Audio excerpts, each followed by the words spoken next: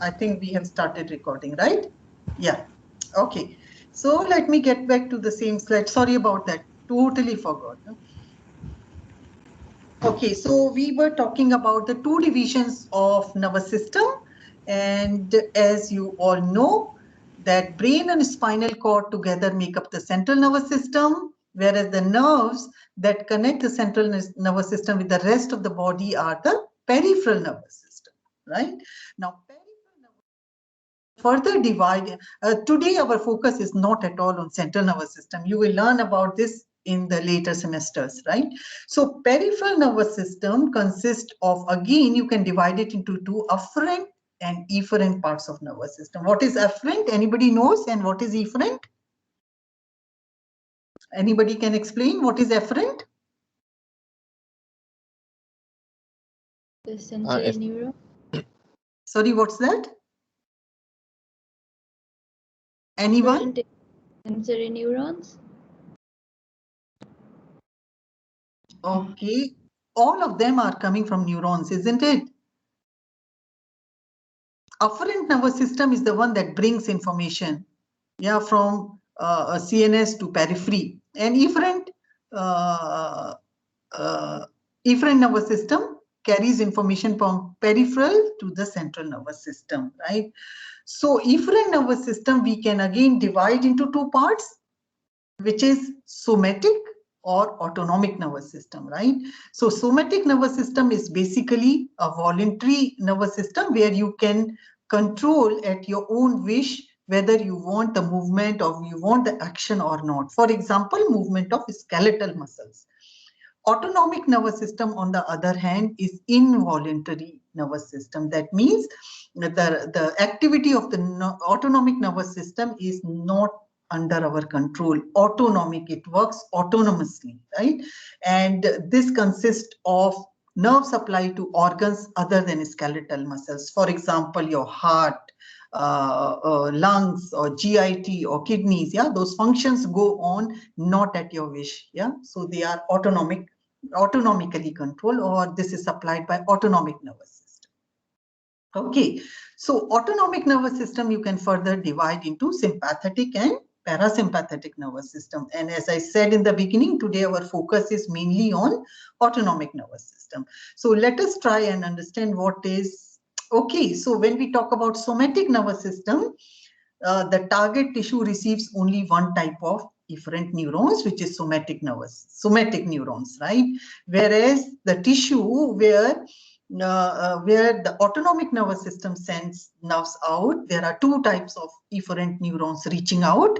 These are sympathetic and parasympathetic nerves. Okay, so let us try and understand the differences. I'm sure you have learned in physiology.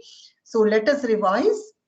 What is parasympathetic nervous system and what is sympathetic? I think that the figures at the top already explain to you what does it mean, right? So parasympathetic nervous system actually works to conserve and save energy for the body, and it is related to rest and relaxation.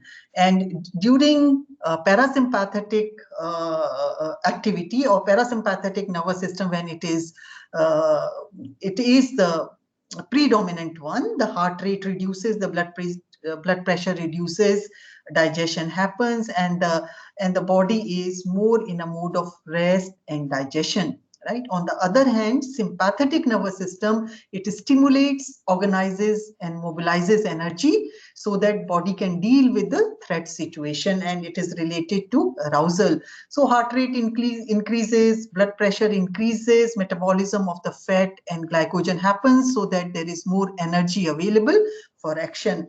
So sympathetic nervous system is mainly to deal with the fight or flight situation. Okay, so let us try and test which of the following are autonomic functions except salivary secretion or micturition, or flexion of the arm, or acceleration of the heart, or rise in blood pressure. So which one is not an autonomic function? Flexion of the arm. Flexion. Very good. Yeah, because that is your voluntary activity, right? It is under the control of somatic nervous system carried out by skeletal muscles. Rest of it is the autonomic nervous system, right? Okay, so before I move on, any questions? Okay, I think I have started with very, very basic things, yeah? Just in case you want to recap on the basics. Now let us go further and see how parasympathetic and sympathetic nervous system differ from each other in terms of their origin from central nervous system, right? As I said earlier, the central nervous system consists of both brain and spinal cord, right? So both parasympathetic and sympathetic nervous system originate from the central nervous system, either brain or spinal cord. So parasympathetic nervous system takes origin either from brain or from the sacral part or sacral segments of spinal cord, right? As 2, 3, and 4 segments. In the brain, mainly the origin is from medulla, right? So that is why parasympathetic outflow or the nervous system is also known as craniosacral outflow. Cranium and sacral segments are the origin, not sacrum, right? Sacral segments of spinal cord.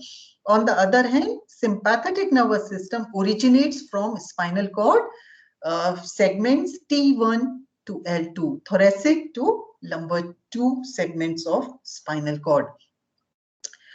Right, so the connections between from CNS to target organ are not single continuous neurons, rather there are gaps, and these gaps where one part of the neuron synapses or makes connection with the other is usually at ganglia, right? We call these places where the two fibers meet as ganglia. So the part of the fiber or the nerve fiber before ganglia, that means between the CNS and the ganglia, is the preganglionic neuron, preganglionic fiber, and between ganglia and the target organ is the postganglionic fiber, right? So how does the flow of information takes place if there is a structural discontinuity, right? Because there is a preganglionic fiber, there is a space, and there is a postganglionic fiber. So how does the information flow or passes from pre to postganglionic fibers?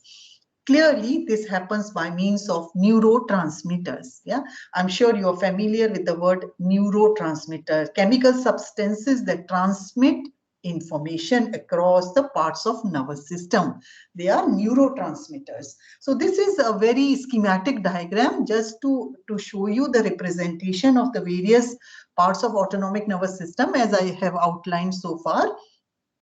Right, on the left hand side of this slide, you can see a rough organization here. We have somatic nervous system, we have autonomic nervous system. Autonomic nervous system divided into sympathetic and parasympathetic part, right? Now somatic nervous system, the efferent fibers, they go to the skeletal muscle and make junctions at the neuromuscular junctions, right? And here the neurotransmitter is acetylcholine. Okay, now for all preganglionic sites meaning these sites, the neurotransmitter is acetylcholine.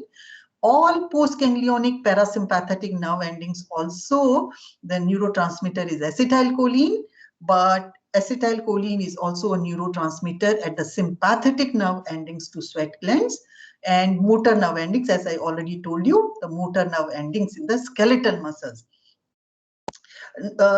See guys, actually what I'm showing you, this scheme is very generic and very giving you an overview. There are exceptions, yeah. So this is not something that I'm giving you all or none, right? What I'm showing you is the predominant sites where these neurotransmitters are secreted, right? So noradrenaline is mainly secreted at all postganglionic sympathetic nerve endings except sweat glands, but there are other exceptions as well, right? Since in our discussion later on, this would come up often, so I have highlighted it here, but there are more exceptions than that. Okay. Both noradrenaline and adrenaline are secreted by adrenal medulla, and dopamine, one of the major place, that's not the only place, but one of the major site of dopamine secretion is in renal vasculature. Now, another thing I wanted to ask you, are you familiar with the terminology epinephrine and norepinephrine? Yes, doctor. Yes. Okay, do you understand the difference? between adrenaline and epinephrine?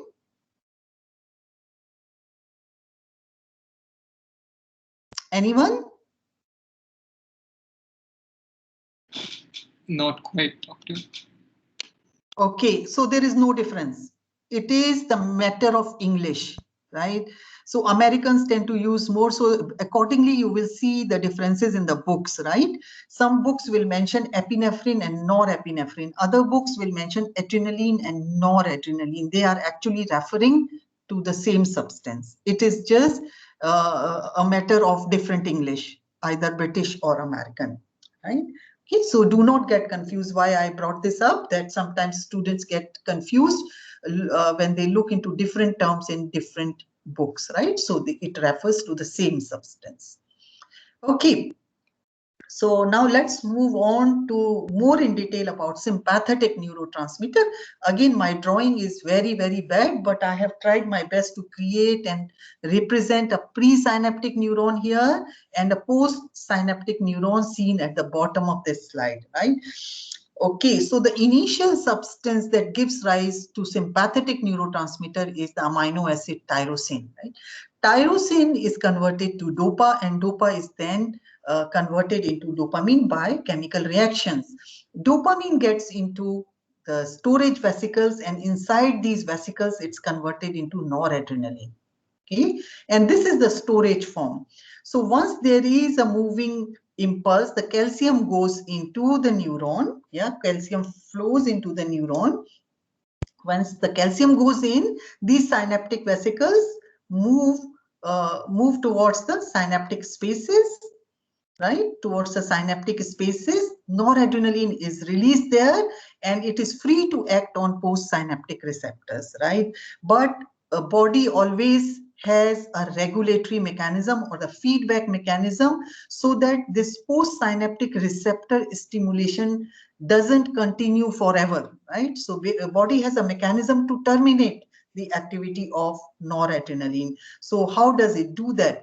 Noradrenaline also acts on presynaptic receptors. So this action on the presynaptic receptors is inhibitory, thereby the further release of noradrenaline into the synapses is prevented. Another mechanism is breakdown of noradrenaline by the enzyme catechol O-methyl transferase, or COMT, which breaks down noradrenaline into its metabolites. Noradrenaline is also taken up back by the presynaptic neurons, and it can get stored back into the storage vesicles, or it can get metabolized by another enzyme known as monoamine oxidase into its metabolites. Similarly, noradrenaline can also be taken up by the postsynaptic neuron and undergoes metabolism, right? So this is how the sympathetic neurotransmission, synthesis of the neurotransmitter, its release, its action, and termination of the sympathetic neurotransmission takes place. Now let's talk a bit about adrenergic receptors. This is how grossly we can divide adrenergic receptors into three groups: alpha, beta, and dopamine receptors, right? So alpha receptors you can further subdivide into alpha 1 and alpha 2. Beta receptors can be subdivided into beta 1, 2, 3. Actually, there are more subtypes, but let us not go into those details. If we can remember this much, it's already enough at this level, right? And dopamine receptors can be of D1 and D2 subtypes. Now, each subtype of receptor produces a different response because their distribution is different.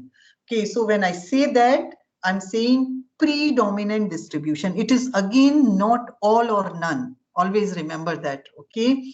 So all these receptors which I have listed are of G protein coupled type, right?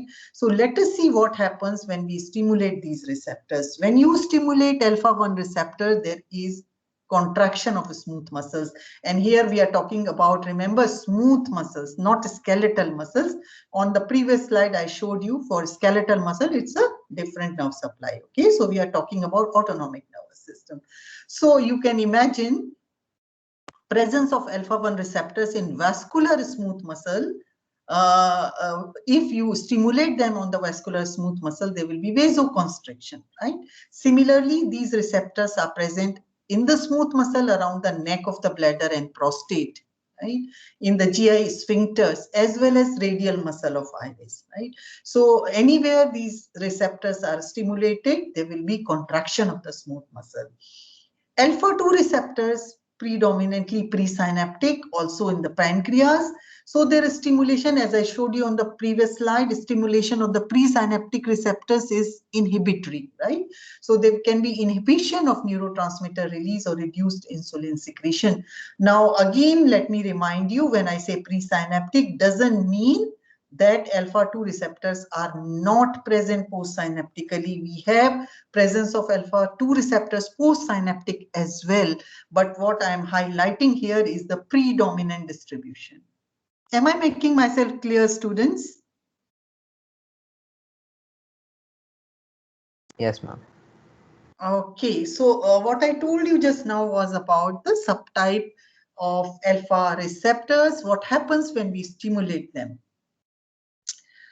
Beta receptors, as I said, are beta 1, beta 2, and beta 3. Beta 1 receptors are mainly in the heart and kidney, right? So stimulation of beta 1 receptor in the heart causes myocardial stimulation, right? So stimulation means the heart rate, conductivity, excitability, conduction, everything increases. Okay.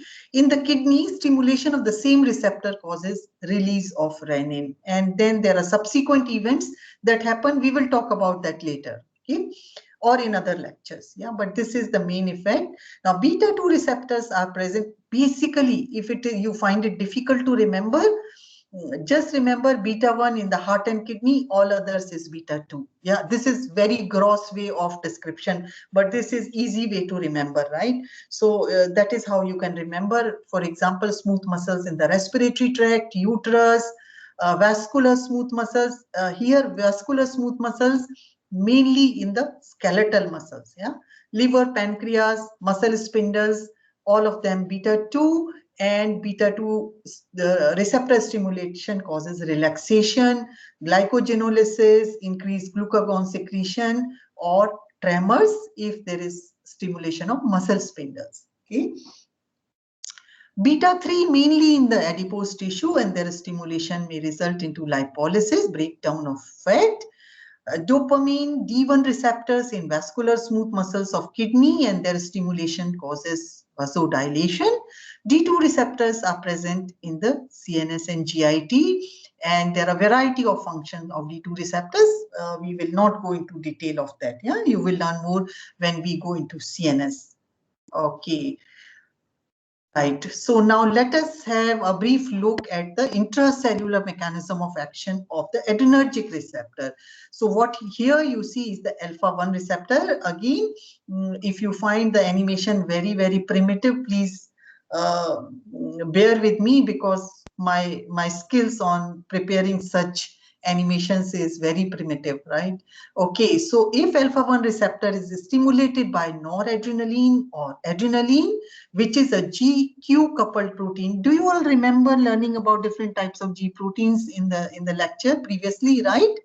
So here, alpha 1 receptors are GQ protein coupled, and as a result of stimulation of these receptors, there is activation of the enzyme phospholipase C. I'm sure you can recall from the pharmacodynamic lecture, right? Now, what is the action of phospholipase C? It converts PIP2 into IP3 and DHE. Yeah, what is IP3?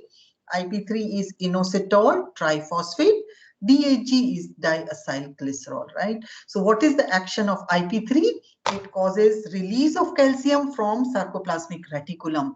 Similarly, DHE can also cause increase in intracytoplasmic calcium level via acting through protein kinase C. This is another cytoplasmic protein. It gets activated and causes increased calcium levels in the cytoplasm. We won't go into detail of that. But what happens when calcium levels are high in the cytoplasm? You know that there will be contraction, right? So in other words, I can say that alpha 1 receptors are excitatory receptors. Okay. Now, alpha 2 receptors, they are coupled with GI protein. GI stands for inhibitory, right? So normally what the inhibitory protein does, It causes inhibition of adenylyl. Normally, what should happen when GI protein is not stimulated? Adenylyl cyclase will convert ATP into cyclic AMP. Cyclic AMP will act on calcium channels, resulting into increased calcium levels, and this calcium level will drive the synaptic vesicles and cause increased noradrenaline release. But when an agonist such as noradrenaline or adrenaline binds with alpha-2 receptors, there is activation of GI protein, right? And as it is inhibitory, it inhibits the activity of adenylyl cyclase. So ATP is not converted to cyclic AMP, right? So when there is not enough cyclic AMP, calcium channels are not activated, calcium doesn't come in, and noradrenaline release is inhibited. Right? So in other words, we can say that alpha-2 receptors are inhibitory receptors. Okay, what about beta-1 receptors? Beta-1 receptors are GS protein linked. S stands for stimulatory, right? So when there is binding of the agonist with this beta-1 receptor, which is GS protein coupled, there is increased activity of adenylyl cyclase. As a result, ATP is converted into cyclic AMP. Cyclic AMP again activates calcium channels. More calcium comes into the cytoplasm, initiating contraction, right? So beta-1 receptors are excitatory receptors. Okay, now here sometimes is a confusion, yeah, because beta-2 receptors are also GS protein coupled, just like beta-1, but their intracellular mechanism of action differs slightly. What happens after beta-2 receptor stimulation? There is increased cyclic AMP production.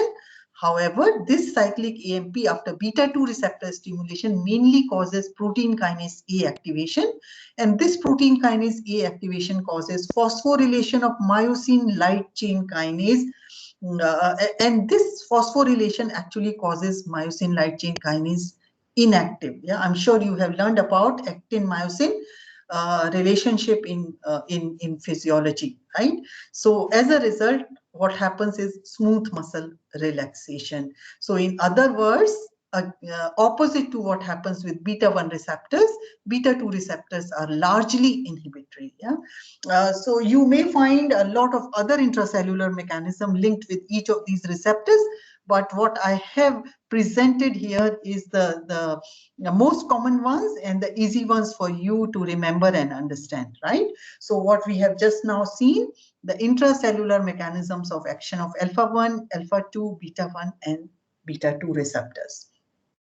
Okay, there are also protein kinase A causes other peripheral effects. You will learn about them later. So let me summarize what are the effects of sympathetic activation overall. Body, in fact, prepares for fight or flight. And how does that happen? There are wide pupil. There's relaxation of the respiratory tract so that more air is taken in. Heart beats faster so that more blood is pumped out into the organs and the muscle. Blood vessels in the skin and mucosa contract. Why? Because of the alpha-1 receptors. And more blood is pushed out into the blood vessels, which are dilated because they have predominantly beta-2 receptors. Yeah, blood vessels in the muscle dilate. Those in the skin and mucosa contract. Liver pours sugar and adipose tissue pours fatty acid into the circulation, so that this fuel can be utilized for energy production.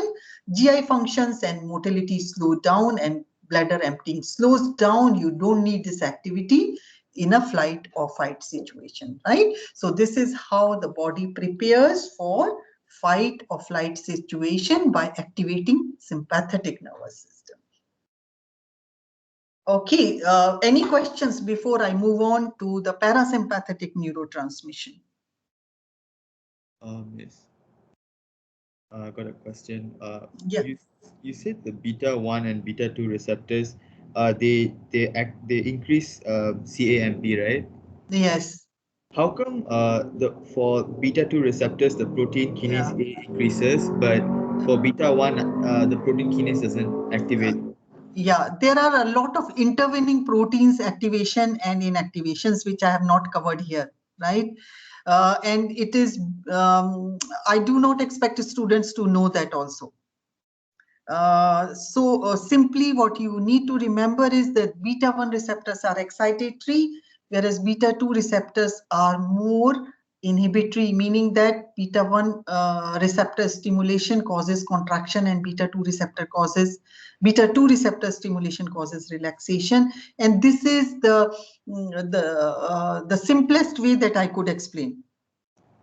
Okay, thank you, Miss. Okay, did I answer your question? Yes. Okay, any more questions?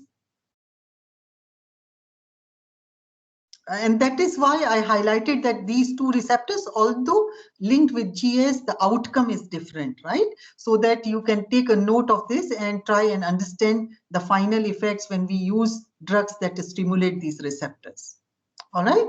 Okay, so let us now move on to parasympathetic neurotransmission. And we are talking about acetylcholine here, right?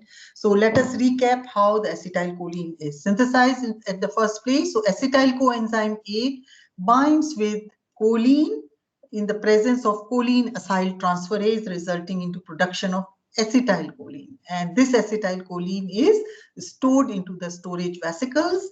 When there is stimulus, the calcium flows in, and that drives acetylcholine containing vesicles towards the synaptic spaces. Acetylcholine is released out and it acts on postsynaptic receptors. Somewhat the release mechanism is similar to what we have learned for sympathetic neurotransmission, right? And here, what is the mechanisms that terminate the action? They are quite different. Yes, of course, there are presynaptic receptors, just the way we learned about sympathetic nervous system. So stimulation of presynaptic receptors is inhibitory. It inhibits the further release of acetylcholine. And another and very important mechanism by which the action of acetylcholine is terminated is by acetylcholine esterase. Yeah. What is acetylcholine esterase? It is an enzyme that breaks down acetylcholine into choline and acetate, right? So the choline is taken back and is utilized again for synthesis of acetylcholine, right? Okay, so that was all about the synthesis of parasympathetic neurotransmitter, which is acetylcholine. Now let us move on to cholinergic receptors. Yeah. Now, cholinergic receptors you can mainly classify into nicotinic and muscarinic. And here you can see the subtypes of nicotinic and muscarinic receptors. Nicotinic receptors you can largely classify into NM and NN receptors. So NM mainly because they are at the neuromuscular junctions. Okay? And NN is because they are into the neuron or Doctor, you are muted.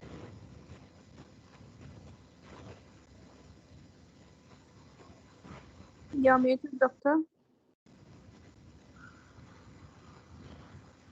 I really don't know why that happens. Huh? Okay, so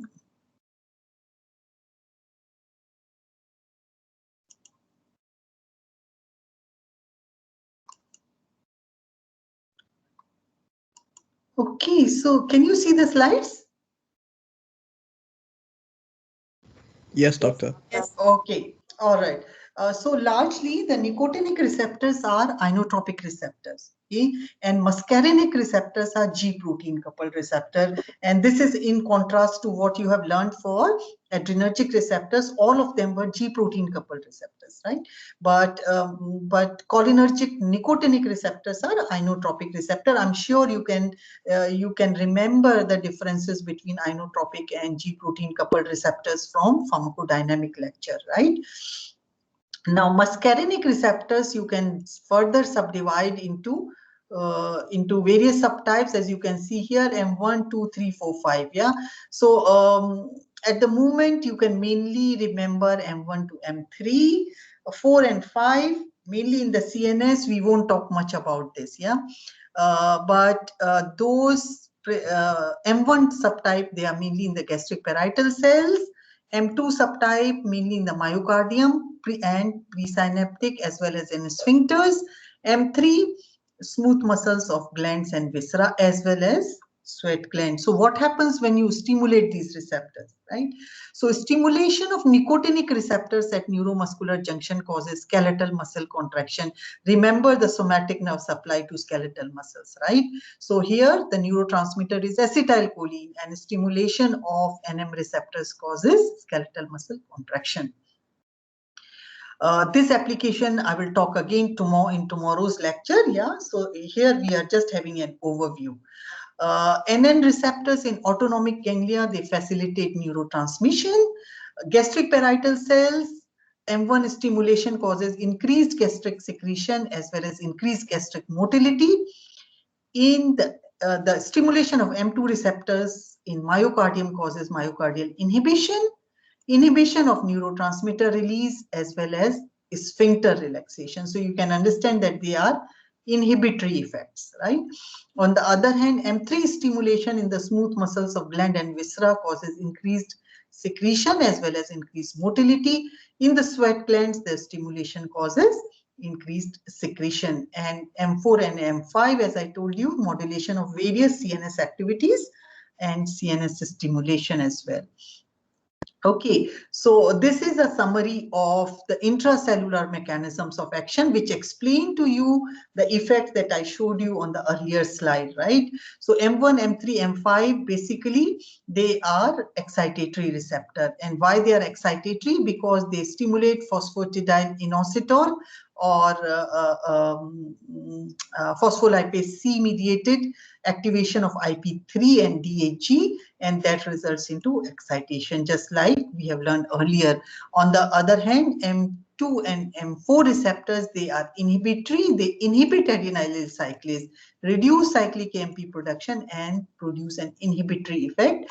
Inhibitory effect sometimes is also produced because of the opening of potassium channel, resulting into hyperpolarization, right? I'm sure you have learned these mechanisms in the pharmacodynamic lecture. So this is just a recap and trying to relate it to various types of autonomic receptors. Okay. Now this is a structure. This is the structure of nicotinic receptors. So the first one here, what you see is a cut section of nicotinic receptor, and here you see a cross section, right? So you can see that there are 5 subunits, and they make almost like a flower-shaped structure, and in the center is the ion channel, right? And these are the 2 acetylcholine binding sites. So when acetylcholine binds with the nicotinic receptor, this opening or the conformation of the receptor changes in a way that the ion channel opens up for the inflow of sodium ions, right? So this is how the nicotinic receptors act. And I told you on the previous slide, nicotinic receptors are inotropic receptors. Muscarinic receptors, on the previous slide, you saw that they are all G protein coupled receptors. Okay. So let us recap the effects of parasympathetic activation and how it prepares the body or it allows the body to rest and digest. So when parasympathetic nervous system is acting, there is narrowing of the pupil. The intraocular pressure, IOP here refers to intraocular pressure lowers down, heartbeat slows down, there is slower flow of blood into the muscles. GI secretions are greater, there is digestion as well as evacuation. Bladder empties with parasympathetic activation. So body here is it prepares to rest and digest. Okay, so let us try and test and see whether we understood the lecture so far. Okay? Acetylcholine increases the strength of skeletal muscle contraction through which receptors? Nicotinic. Nicotinic receptors. Good. Increased cholinergic stimulation will relieve or worsen bronchoconstriction. Worsen. Worsen, because it causes contraction of bronchial smooth muscles. Cholinergic stimulation is useful in patients with gastric ulcer, yes or no? No. No. And reason is? Because it increases gastric acid secretion. Yes, because the actions are stimulatory, right, on all the secretions. Okay, acetylcholine produces bradycardia. Blockade of which cholinergic receptor would abolish this effect of acetylcholine?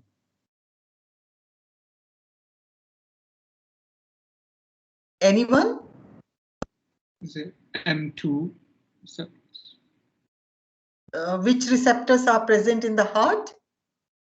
M2. M2, exactly. So the blockade of M2 will cause bradycardia. Okay, so drugs acting on autonomic nervous system. We have come to the classification. Let me recap what we have learned so far in this lecture. I gave you an overview of how the entire nervous system you can classify, right? We have learned that nervous system can be classified into central and peripheral nervous system. Peripheral nervous system consists of afferent and efferent fibers. Efferent fibers can be somatic or autonomous, and autonomous can be sympathetic and parasympathetic, right? And then we learned how the sympathetic neurotransmitter, which is adrenaline or mainly noradrenaline, how they are synthesized in the nerve terminals, how it is released, how it stimulates receptors, and how the action is terminated. You also learned distribution of sympathetic receptors in various organs. You also learned what are the different types and subtypes of sympathetic receptors, and then you learned what happens when you stimulate each of these subtypes into different organs. Similarly, you also learned about parasympathetic nervous system and what is the neurotransmitter, how it is synthesized, how it is released, how it acts on postsynaptic receptors, and how its action is terminated. And then you learned about the types of receptors on which acetylcholine acts, and then what is the distribution of these receptors, what happens when we stimulate each of these subtype of receptors. Okay, with that background knowledge, now let me explain to you how do we classify drugs acting on autonomic nervous system.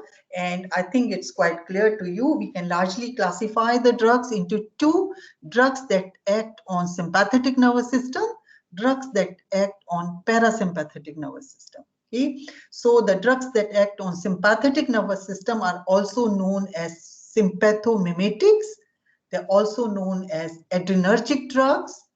And there are also drugs that block the activity of sympathetic nervous system. We call them sympathetic blockers, adrenergic blockers, or sympatholytics. Yeah. So I hope the terminology is clear. Now let me also mention here that the endogenous neurotransmitters, right? They are all agonists, right? So they are sympathomimetics. So here we are talking about drugs that we use exogenously. Okay, so they can be mimetics, they can be lytics, right? They may mimic the action of endogenous neurotransmitter, or they can block the action of endogenous neurotransmitters. So accordingly, we call them differently, either adrenergic or adrenergic blockers. Similarly, drugs that act on parasympathetic nervous system, you can call them cholinergic drugs, cholinomimetics, or parasympathomimetics, because they mimic the action of endogenous neurotransmitter. And then we have a group of drugs that block the actions of parasympathomimetics or endogenous parasympathetic neurotransmitter. We call them cholinergic blockers, parasympathetic blockers, or parasympatholytics. All right. Is this terminology clear to everyone?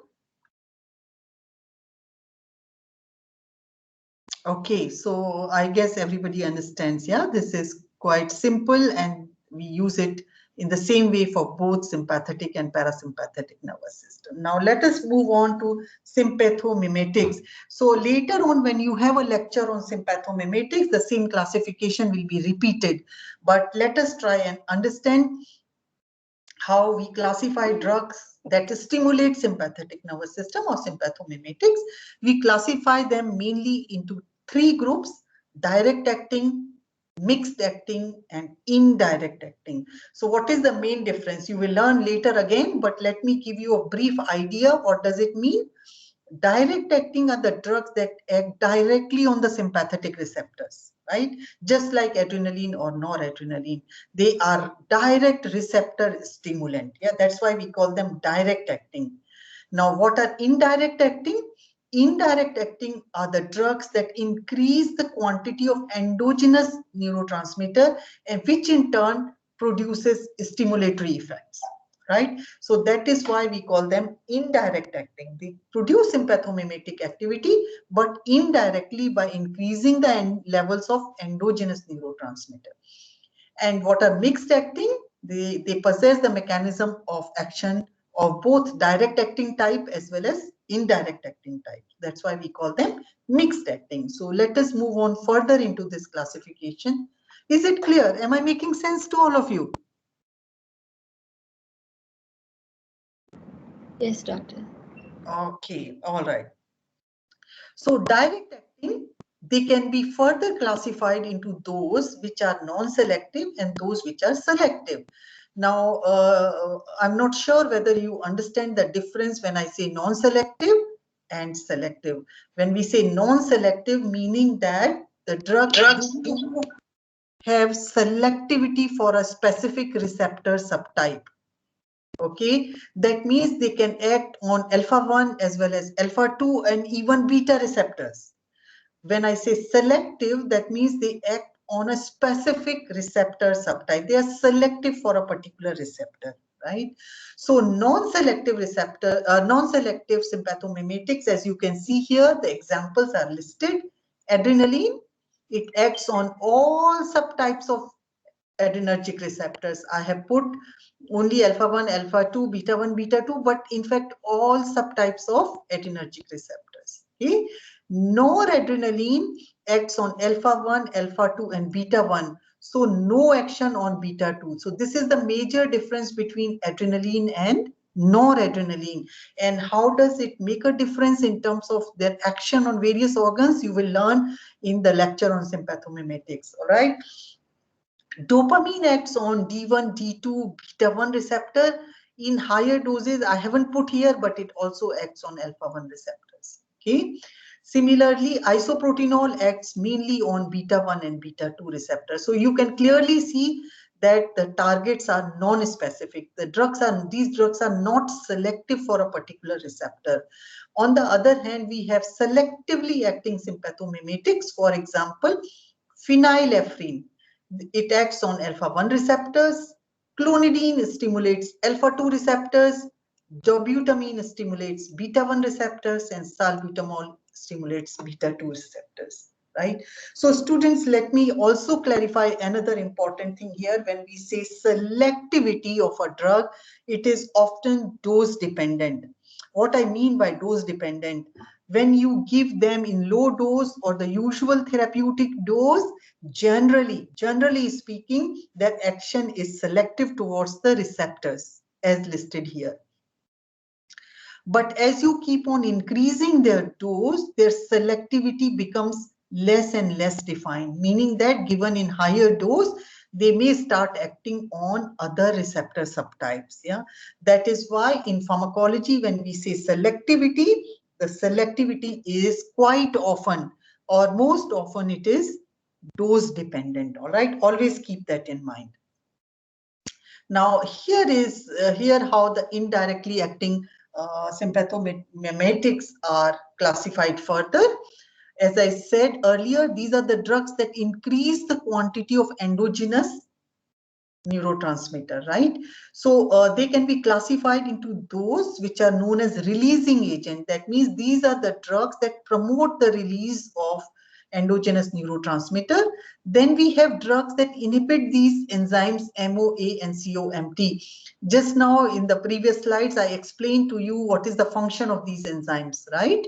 The function of these enzymes is to metabolize the adrenergic neurotransmitter, right? So if you inhibit these enzymes, you will increase the levels of endogenous neurotransmitter, and that is what these drugs do because they are indirect acting. Then we have uptake inhibitor. You learned that uptake is one of the mechanism in terminating the action of catecholamines, right? or endogenous neurotransmitter. So if you inhibit the uptake, you increase the synaptic level of neurotransmitter, and that increases the sympathomimetic activity, right? So that is how we classify indirect acting into 3 different subtypes, and there are examples. Releasing agent, amphetamine is the example.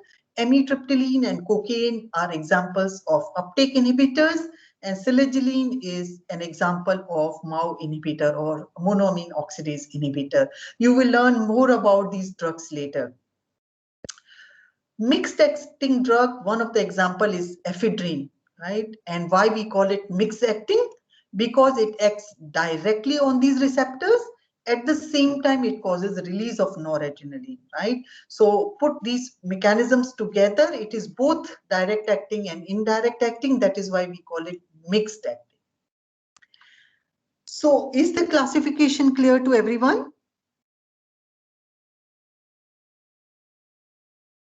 Okay, so I take it is clear. And if you have not understood, don't worry, this classification will be repeated in the lecture on adrenergic agonist or sympathomimetics. Yeah, so that lecture coming up soon, and this classification will be repeated there. All right. Now, what about sympathetic blockers? So sympathetic blockers, we divide them into alpha blockers and beta blockers, depending on which type of receptors they block. Okay, so again, I have explained to you what do I mean by non-selective and selective. I hope you understand now. So they can be non-selective blockers, meaning that non-selectively they block different subtypes of alpha receptors, and they are further classified based on their mechanism of action. They can be reversible or irreversible. Example for reversible non-selective alpha blocker is phentolamine, and irreversible non-selective alpha blocker is phenoxybenzamine. And selective blockers for alpha-1 receptors is prazosin. For alpha-2 receptor, one of the drug is yohimbine. And we have a miscellaneous drug which has got a variety of actions. Yeah, that's why we put it under miscellaneous category, ergot alkaloids. So the one which I have highlighted in bold and underlined are the drugs that you are going to study a bit more, but those which are not highlighted are will not be discussed in detail because their use is very, very limited in clinical practice, right? Beta blockers are similarly classified into those that are non-selective as well as those which are selective. And then we have drugs that have mixed alpha beta blocking action, and one of the example is labetalol, right? Now the word which I have mentioned here as ISA, yeah. So what is ISA? ISA is intrinsic sympathomimetic activity, yeah. That is the full form of ISA, intrinsic sympathomimetic activity. So what do we mean by that? In pharmacodynamic lecture, I'm sure you can recall what is a partial agonist. Do you remember what is a partial agonist? Anyone remembers the definition of partial agonist? It does stimulate an action, but it's not the maximum effect. It is not. Very good. So this is what I mean here. It is a blocker, and remember, partial agonist not only that it stimulates the receptor, it also acts as a blocker for the agonist, isn't it? Do you remember this? Yes, ma'am. Okay, so this is what I mean here. When I say non-selective beta blocker with no ISA, meaning that this drug non-selectively blocks beta receptors without any partial agonist activity. Why it is important to mention here? Because there are drugs that do have partial agonist activity, although I haven't put those examples here, right? Similarly, oh, there is an example of pindolol, as you can see here. Yeah, this is non-selective, but it has some intrinsic sympathomimetic activity, right? So its activity is not as good as adrenaline or noradrenaline. It does have some activity, right? So that is why it has got some intrinsic sympathomimetic activity, but less than that of agonist. But at the same time, it is a blocker to adrenaline and noradrenaline. right? I hope you understand what I mean by these definitions here, right? So non-selective with no ISA is propranolol. Non-selective with ISA example is pindolol. Selective with no ISA example is metoprolol. There are examples of drugs with ISA. I haven't given, it's not important. I mean, it's enough for you if you can remember this much, because there is a long list of beta blockers and I do not want you to go into those entire list. It is good enough if you remember these prototypes, right? And then we have quite a number of drugs, but let us remember one example, labetalol, that has got both alpha beta blocking activity. Is it clear to everyone? Any confusion? Doctor? Yeah. So I was actually a little confused with the miscellaneous. With which one? Sorry, I just got muted. With the miscellaneous drugs. For Okay, miscellaneous, yeah, miscellaneous, because I have put it here because in books you will find ergot alkaloid put under the category of alpha blockers, right? Now, ergot alkaloids in fact have effects other than alpha blockers as well, right? That is why I put it in the miscellaneous category. That is not the only action that they possess. Okay, thank you, Doctor. Clear? Yeah, okay, yeah. Good. Any more questions? Excuse me, doctor. Yeah. So is ISA, like when the blocker binds to the postsynaptic receptor, does it stimulate the postsynaptic receptor? Is that? Yeah, by definition, isn't it? That is what you have learned. It stimulates the postsynaptic receptor, but to a lesser extent than a true agonist, a full agonist. Oh, thank you. Okay, any more question? Okay, not to worry, you will come back to this classification later. Okay, now I'm moving about the classification of cholinergic drugs. Yeah, so these are the drugs that stimulate cholinergic receptors. You can call them cholinomimetics as well, right? So again, we classify them into direct acting and indirect acting, and my definition of direct and indirect is again the same as I explained to you for adrenergic drugs. Yeah, so direct acting, they are receptor agonists. That means they directly stimulate receptors. Okay, indirect acting, they cause increased levels of endogenous neurotransmitter. And how do they do that? They inhibit cholinesterase. Remember in the previous slide we have talked about acetylcholine esterase, and you know the function of acetylcholine esterase is to break down acetylcholine, right? So if you inhibit this enzyme, you increase the level of acetylcholine. So basically, indirect acting drugs are also called as cholinesterase inhibitors or anti-cholinesterases. All right. So this is the different types of terminology you will come across in different books. Okay. So direct acting receptor agonists you can further classify based on the target receptors, right? So we have drugs like, okay, well, acetylcholine is endogenous. It is available as chemical as well, but we don't use it for as a drug. Yeah, we will talk about acetylcholine tomorrow. Yeah, but acetylcholine, as you know, we don't use it as a drug, but mainly for experimental purposes. I'll talk about it tomorrow, but it acts, as you know, both muscarinic and nicotinic receptors. Then we have drugs that act predominantly on muscarinic receptors, and two examples are listed here, pilocarpine and methacholine. I will talk about them tomorrow. And then we have drugs that act on nicotinic receptors predominantly, and the example that will be discussed will be succinylcholine, which is also known as succinylcholine. This will be discussed in a separate lecture later, right? Now let's move on to cholinesterase inhibitors. Yeah, these can be reversible or irreversible inhibitors. Drugs that reversibly inhibit acetylcholinesterase, drugs that irreversibly inhibit acetylcholinesterase.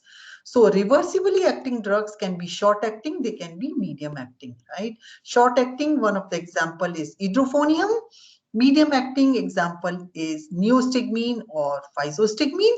You will find different names, but I will I will use the names neostigmine and physostigmine. And then irreversibly acting, the good example is organophosphate. So all these drugs we are going to discuss in tomorrow's lecture. Okay, so this was all about cholinergic drug. I will repeat the classification again tomorrow so that you remember it well. Okay, so now here is the classification of cholinergic blockers. Again, depending on the receptor they block, you can classify them into muscarinic receptor blockers and nicotinic receptor blockers, right? So muscarinic blockers include drugs like atropine, scopolamine, and ipratropium. I will cover these drugs in tomorrow's lecture and in a lecture later on neuromuscular blockers, because you know that nicotinic receptors mainly in the skeletal muscle, right? So you will learn about neuromuscular blockers later, and partly we will talk about it in tomorrow's lecture as well, but blockers not really. I will not talk about this tomorrow, but in a later lecture, because they are also known as muscle relaxant and classified based on their mechanism of action. Not to worry much about it. You will learn in a better way later in the lecture about the nicotinic receptor. Any question? No, because I heard some voice. Yeah. Okay. All right. So that brings me towards the end of this lecture, where I will summarize what we have learned in this lecture. Any questions?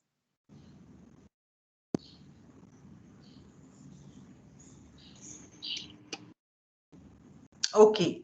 So here is a summary of the effects of the activation of sympathetic and parasympathetic nervous system. What I have explained to you earlier, when sympathetic nervous system is stimulated, pupils dilate, respiratory tract dilates, the heart rate increases, blood vessels in skin and mucosa constrict, GIT relaxes, bladder relaxes, more fuel is produced from the liver and fatty cells, right? And when the parasympathetic nervous system is stimulated, eyes constrict, there's constriction of the bronchioles, heart rate reduces, blood vessels dilate, GIT activity increases in terms of peristalsis and secretions, bladder contracts, and cerebral and the glands, there is increased production or increased secretion. Yeah, I think I have summarized, but let me summarize it again. You have learned two divisions of autonomic nervous system, sympathetic and parasympathetic. You have learned that the neurotransmitter mainly is noradrenaline in sympathetic nervous system, except for postganglionic endings in sweat glands. And I told you there are other exceptions as well. The neurotransmitter at all preganglionic and postganglionic cholinergic terminals is acetylcholine. The sympathetic activity is mediated through alpha, beta, and dopamine receptor subtypes, and parasympathetic activity is mediated through muscarinic and nicotinic subtypes. Cholinergic drugs are classified into direct and indirect acting. They produce effects similar to that of cholinergic stimulation. Cholinergic blockers are the drugs that block muscarinic, and those block nicotinic receptors. Drugs acting on sympathetic nervous system include sympathomimetics and sympathetic blockers. Right. So this brings me to a question here. A new drug A was found to cause profuse sweating similar to that caused by stimulation of sympathetic nerves to sweat glands. However, a sympathetic blocker failed to abolish the sweating caused by drug A. The drug A is most likely a muscarinic receptor agonist, nicotinic receptor agonist, alpha-1 receptor agonist, or beta-2 receptor agonist. What should be your answer here?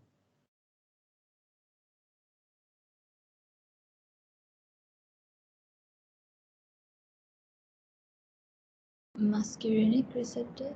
Yeah, because The sweat gland is activated by acid. yes, yeah. So remember that exception. Okay, so we have come back to the scenario that I showed you. Do we have time? Yeah. Okay, let me check if we have time. My phone is not showing, yeah. Okay, all right, we have a few minutes, huh? So if I read through this, I'm sure you can understand what was going on. In the first paragraph, what we saw that the boys have taken a drug which is dimenhydrinate, and this drug possesses anticholinergic effects. Yeah. So if we look into the symptoms that these guys are having, heart rate was heart rate was elevated, blood pressure was low, skin was dry and warm, and pupils were dilated. Could you figure that out? That this effect may be related to blocking of the cholinergic receptors, isn't it? We have learned that blockade of muscarinic receptors in the heart will cause, or activation of the muscarinic receptors causes slowing of the heart rate, right? So the blockade of the receptors in various organs has resulted into this kind of symptoms in this boy. Don't worry about physostigmine. I'll talk about it tomorrow, because this is the drug used for the treatment. Now, what has happened to the sympathetic tone of the bladder here in the last paragraph? Any answers? Anybody wants to explain that? What has gone wrong with the boy? Why he couldn't urinate?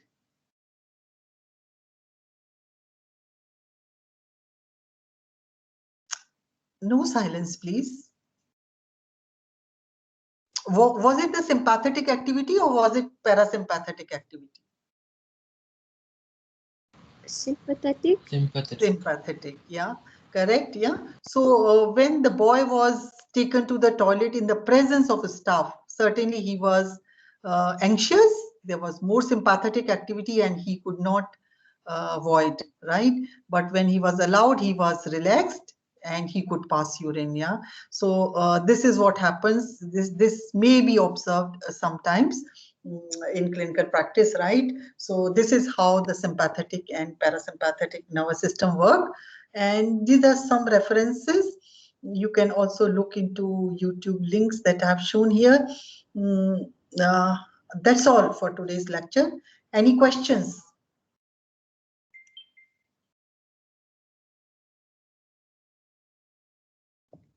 Any questions? Question. Yeah. So just now when you were talking about the case scenario, so is it basically could you say it's an overactivity of the sympathetic system that prevented him from urinating? Yeah, exactly. Yeah, this is what I was saying. Okay. Thank you, doctor. Welcome. Who was the student? Karishma, was it you? Yes, doctor. Yeah, you see, we are not face to face, but I'm trying to remember a few names and few faces, although it is very difficult. Anyway, any more questions? We have a few minutes. I think this was, have you learned these things earlier in physiology? Was some of this was addressed in physiology? I think we had a TBL session where we just had like, Which is? sorry, I got muted. We had an overview of the autonomic nervous system. Okay, so have you learned about the neuromuscular junction and the nerve transmission at the neuromuscular junction? We previously had a lecture, and yeah, in the TBL, we were expected to read some of the. Okay. Okay, that's good, because the tomorrow's lecture coming up needs some of that understanding. Yeah. So I will see you all. If there are any question, I can take now. I hope the lecture helped you a bit to enhance your understanding. Please go through it, and I will see you again tomorrow at 8 a.m. All right. Okay, doctor. Thank you. Thank you, doctor. Yeah. One question about the ISA in Mhm. beta blockers. Yeah. So if there's ISA, does that mean that they're a partial agonist, or if there's no ISA, they're a partial agonist? No, no. When there is ISA, means there is some intrinsic sympathomimetic activity, right? Which means the drug is partial agonist. When no ISA means the drug is full blocker. Did I answer your question? Sorry, doctor. Someone kicked me out of the room meeting. Can you please repeat the explanation? Okay, so when a drug has intrinsic sympathomimetic activity, meaning that it can stimulate a little bit, isn't it? So this is a partial agonist. But when we say there is no ISA, meaning it is a full blocker with no intrinsic activity. Joseph, is that clear? So if there's ISA, it's a partial agonist because there is intrinsic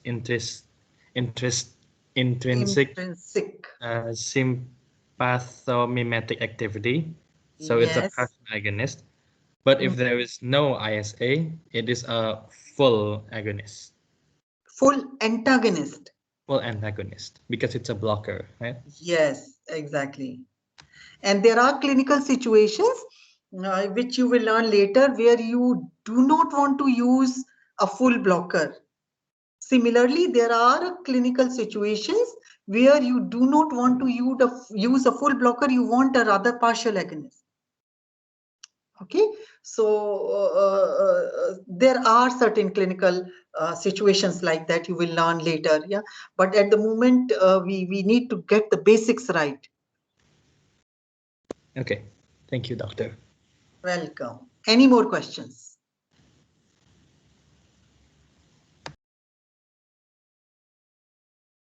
None? Okay, then I will see you guys tomorrow morning. Thank you. Thank you, doctor. Thank you, doctor. Thank you, doctor. Thank you, doctor. Thank you, doctor. Thank you, doctor. Thank you, doctor. Thank you.